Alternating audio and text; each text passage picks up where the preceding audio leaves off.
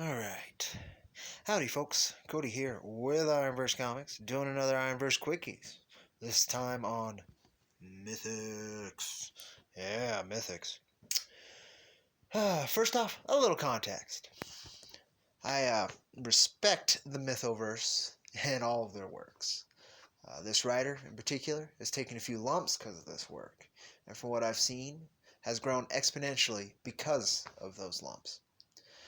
As always, this will be honest. However, it may not be up to date with the writer's talent, nor, if I remember correctly, this may not even be the most current version of this work. That being said, here we go. Mythics stars Maria Elthea. We don't get too much info on her character other than she is confident, opposes witchcraft, and has a generous heart. She's accompanied by a mystical familiar, and by the end, saddled with a new life to take care of. The journey this book works on is quick and sometimes a bit jumbled.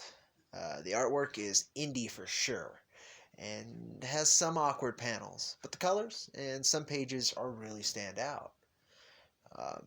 My largest concern with this work was the flow of information to the reader.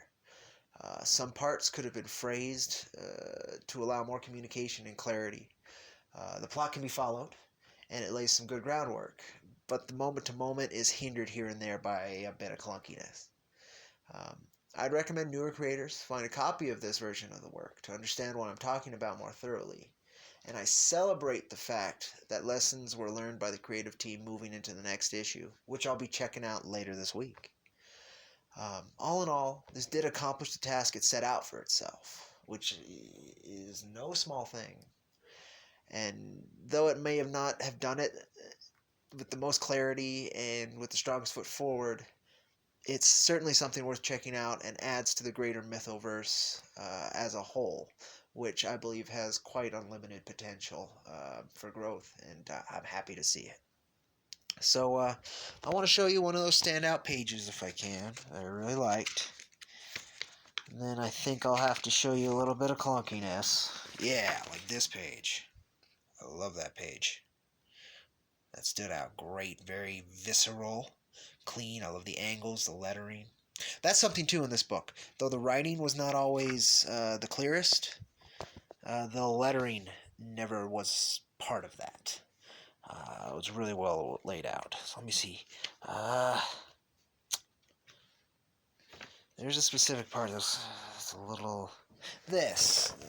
I'll give you one example of the clunkiness, but really check it out yourself. It's worth, especially if you're a creator, it's worth kind of checking to see if you're doing anything like it. It's good to learn. Did you really think you could stop us? And then it kind of doesn't flow directly to it. It's like, oh, is there a problem? No, it just says problem, question mark. It might be due to my familiar over there. Again, the art's really could shine, honestly. But the direction there, it's a little unfocused. But, again, folks, very much worth your time.